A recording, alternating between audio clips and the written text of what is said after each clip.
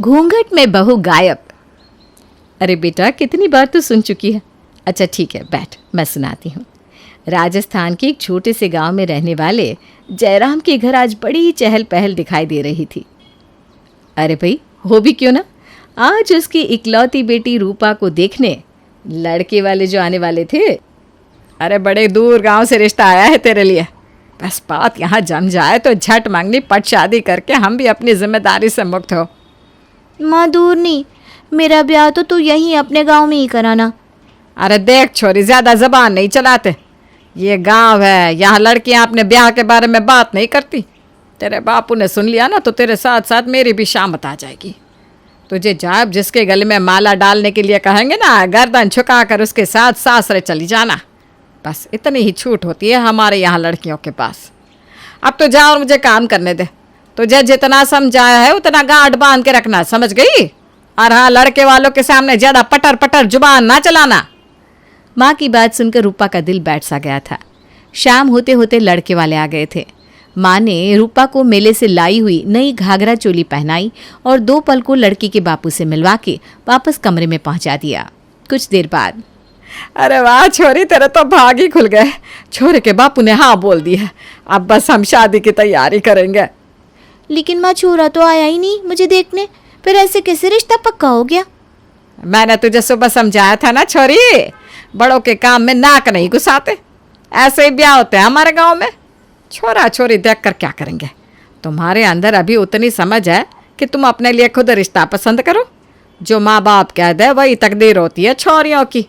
और सुन, यह घूंघट चेहरे से कभी ना हटना चाहिए। तेरी एक फ़ोटो दे दी है छोरे के बापू को, देख लेगा छोरा, तसल्ली कर लेगा। माँ, एक फ़ोटो मंगा देती तो मैं भी देख लेती कि मेरी किस्मत किसके साथ लिख रहे हो आप लोग। रूपा की बातों का उसकी माँ के ऊपर कोई असर नहीं पड़ा। जैसा कि गांव में हो रहा था वैसा ही रूपा के साथ भी हुआ। ब्याह की तारीख पक्की हुई और लाल रंग की घाघरा चुनरी ओढ़े गज भर के घूंघट में रूपा ने नीलेश के साथ फेरे ले लिए। फेरों के बाद, नीलेश और बहू के लिए हमने ये वैन बुक कर दी है। बाकी के रिश्तेदार के साथ हम बस से लौट जाएंगे और बहू नीलेश के साथ जाएगी। माँ, अब तो नीलेश के साथ अकेले जा रही हूँ। अब तो ये घूंघट हटा दो ना, बहुत गर्मी लग रही है। यह घूंघट नीचे कर। और मैंने तुझे समझाया ना, चाहे जो हो जाए, जब तक तेरी सास ना कहे यह घूंघट हटना नहीं चाहिए। माँ की दी नसीहतों को अपने पल्लू से गांठ बांधकर रूपा नीलेश के साथ विदा हो गई थी। 2 घंटे तक लगातार गाड़ी में घूंघट में बिताने के बाद, सुनिए ना, मुझे बहुत प्यास लग रही है, थोड़ा पानी पिला दीजिए। पानी तो खत्म हो गया। अरे भैया सुनो, आगे किसी ढाबे पर रोक लेना, थोड़ा चाय पानी पी लेते हैं, लंबा रास्ता है, अभी 2.5 घंटा और लगने वाला है। नीलेश की बात सुनकर रूपा ने घूंघट के अंदर से ही गर्दन हिला दी।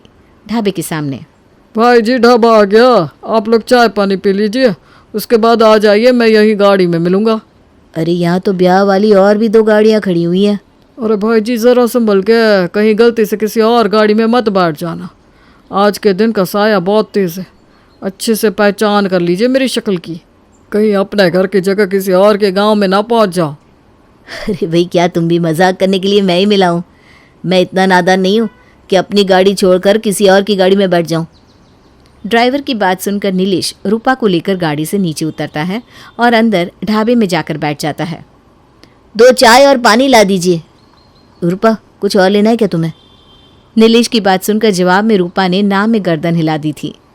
सुनिए ना, मुझे बाथरूम जाना है। बाथरूम?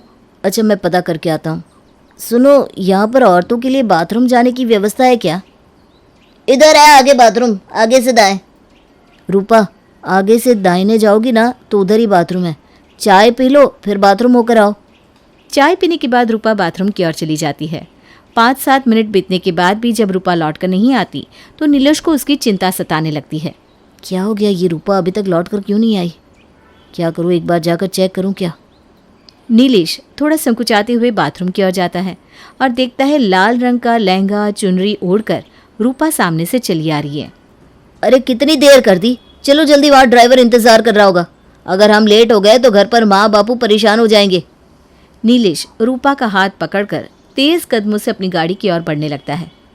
सुनो भाई, थोड़ा तेज़ चलना, अब जितना टाइम ढाबे पर खराब हो गया ना, उसे आगे कवर कर लेना, नहीं तो घर पर माँ बापू को जवाब देना भारी पड़ जाएगा। आगे के 2 घंटे के सफ़र में नीलेश ने रूपा से कोई बात नहीं की, ना ही रूपा ने कोई बात की।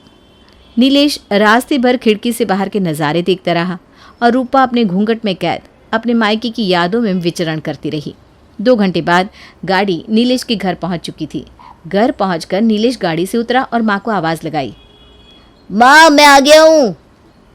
नीलेश की माँ अपने बेटे और बहू की आरती उतारती है और उसके बाद गृह प्रवेश करके उसे अपने घर के अंदर ले जाती है। कुछ देर बाद, अरे अब तो बहू घर आ गई, कम से कम अब तो मुझे अपनी बहू का मुंह देख लेने दो। नीलेश के बापू तो जब इसके लिए छोरी पसंद करने गए थे ना, तब भी मुझे लेकर ना गए, और ब्याह में तो औरतों के जाने का रिवाज ही ना है। इतना कहकर नीलेश की माँ उसका घूंघट ऊपर कर देती है। बेटा नीलेश, मुझे ऐसा क्यों लग रहा है कि इसका चेहरा वो फोटो वाली लड़की से कुछ अलग है। अरे इसके माँ बाप ने जो फोटो भेजी थी उससे तो ये चेहरा मेल नहीं खा रहा। अरे भाई, नई नई दुल्हन है, ब्याह के बाद रूप चढ़ता है छोरियों पर, साज सजावट से चेहरा बदल जाता है। क्यों, ठीक कहा ना बेटा रूपा मैंने? जी लेकिन मेरा नाम रूपा नहीं, निर्मला है। अरे ये कैसा मजाक है, निर्मला कैसे होगी? तेरे बापू ने तो रूपा नाम बताकर ही तेरा रिश्ता किया था हमारे छोरे के साथ। अब शादी होकर घर पहुंचते पहुंचते तू रूपा से निर्मला कैसे बन गई? लेकिन मां जी, मेरा नाम तो बचपन से ही निर्मला है। मेरे बापू आपको मेरा नाम रूपा क्यों बताएंगी? और जहाँ तक मुझे याद है, मेरे बापू ने तो मेरी कोई फ़ोटो सासरी भेजी ना है। हमारे गांव में लड़कियों का फ़ोटो खिंचवाना अच्छा नहीं माना जाता। हाय राम, जरूर कुछ ना कुछ घपला किया इसके बाप ने। अरे पता नहीं किस लड़की से ब्याह दिया।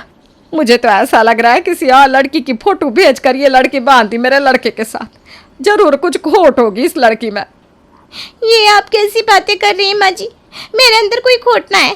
अरे आप ही लोग तो मेरे घर आकर मुझे पसंद करके गए थे, अब ऐसे कैसे कह रहे हैं कि मुझे पहचानते ना है? मैं पसंद करके गई थी तुझे? अरे मैं तो अपने छोरे के लिए लड़की देखने ही नहीं गई थी। कितना झूठ बोल रही है ये लड़की, पूरी टर्निंग लेकर आई है अपनी माँ से। मुझे बदनाम मत करिए माँ जी। मेरी माँ ने तो मुझे यही सिखाकर भेजा है कि अपने पति और सास ससुर की खूब सेवा करियो। आप मेरी माँ पर ऐसा इल्ज़ाम मत लगाइयो। अरे नीलेश बेटा, ये किसे ब्याह लाया तू? अरे तेरा रिश्ता हमने रूपा के साथ पक्का करा था और तू लेकर आया इस निर्मला को। तुम दोनों बाप बेटे ने ब्याह के समय आँख खोलकर देखा नहीं कि तेरे ससुराल वाले किसको तेरे पल्ले बांध रहे हैं? क्या कह रही हो माँ? रूपा ही नाम है इसका। रास्ते में मैंने इसको रूपा कहकर पुकारा तो इसने जवाब भी दिया था। रूपा, ये कैसा मजाक है? अभी आधे रास्ते तक तो तुम रूपा थी, यहाँ पहुँचते पहुँचते निर्मला कैसे हो गई? कौन नीलेश? मेरी शादी तो अर्जुन के साथ हुई है, नीलेश कौन है? अरे यार, क्या नाटक है? जब अपने घर से ये विदा हुई तो इसका नाम रूपा था और मैं इसका पति था। अब ससुराल पहुँचने पर इसका नाम निर्मला हो गया और ये मुझे अपना पति मानने से इनकार कर रही है। मुझे तो कुछ समझ में ना आ रहा है। मुझे बस इतना पता है कि मैं कांगड़ी गांव की रहने वाली हूँ और मेरी उम्र 70 साल की है। मेरी शादी डूंगरखेड़ा गांव में अर्जुन से हुई है। अरे तो महारानी, जब तू इस नीलेश के साथ विदा होकर आई तब तुझे नहीं दिखा कि तू किसके साथ जा रही है? मैं आपको क्या बताऊं माँ जी, मैंने आज तक अपने पति का चेहरा देखा ही ना है। मुझे पसंद करने के लिए मेरे सास ससुर आए थे और शादी के समय भी मेरे चेहरे पर इतना लंबा घूंघट डाला हुआ था, मुझे उसमें से कुछ नजर ही ना आ रहा था। ऊपर से माँ की सख्त हिदायत थी, नजरें ऊंची करके किसी की तरफ देखना नहीं है। मैं नहीं जानती मेरे पति कौन है, कैसे दिखते हैं।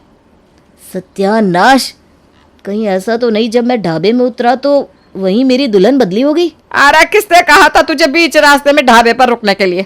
दुल्हन विदा करने गया था, कोई पिकनिक पर नहीं गया था तू। इसीलिए मना कर रही थी ये गाड़ी वाले का चांचला ना करे, लेकिन तेरे बाबूजी मेरी एक बात नहीं सुनते और बनो नए जमाने के। दुल्हा दुल्हन अलग गाड़ी में आएंगे, हो गया ना बेड़ा गर्क। माँ, इतना लंबा रास्ता था, प्यास से गला सूख रहा था बेचारी का, पानी मांग रही थी, तो मैंने सोचा ढाबे पर गाड़ी रुकवा लेते, थोड़ा मैं भी एक कप चाय पीकर बाथरूम हो आऊँगा। चाय पीने के बाद रूपा कहने लगी उसे बाथरूम जाना है। बाथरूम गई तो 5-7 मिनट तक लौटी ना। मुझे चिंता होने लगी और मैं उसे ढूंढने के लिए बाथरूम की तरफ गया। वहाँ पर मुझे बाथरूम से बाहर आते हुए ये दिखाई दी और मैं हाथ पकड़कर इसको गाड़ी में बिठाकर घर ले आया। अरे तो क्या वहां पर और दुल्हन भी थी? ऐसे कैसे दुल्हन बदल गई? तुझे पता नहीं चला तू किसका हाथ पकड़ कर लेकर जा रहा है? अरे माँ, ऐसे कैसे पहचान में आएगा? लाल रंग की ओढ़नी और लाल घाघरा पहन रखा था इसने, और उसने भी वही पहन रखा था। मुंह तो मैंने भी देखा ना है दुल्हन का। अब घूंघट के अंदर क्या पता ये निर्मला है कि रूपा। हे राम, हमारी बहू किसके घर चली गई?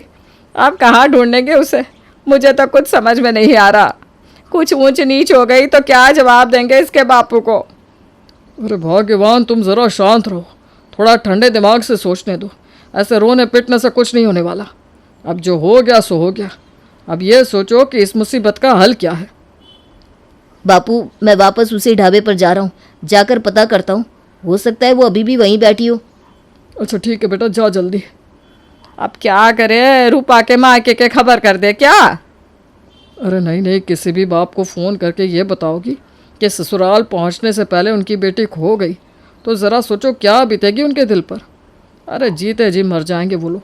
थोड़ा सब्र करो, कुछ सोचने दो।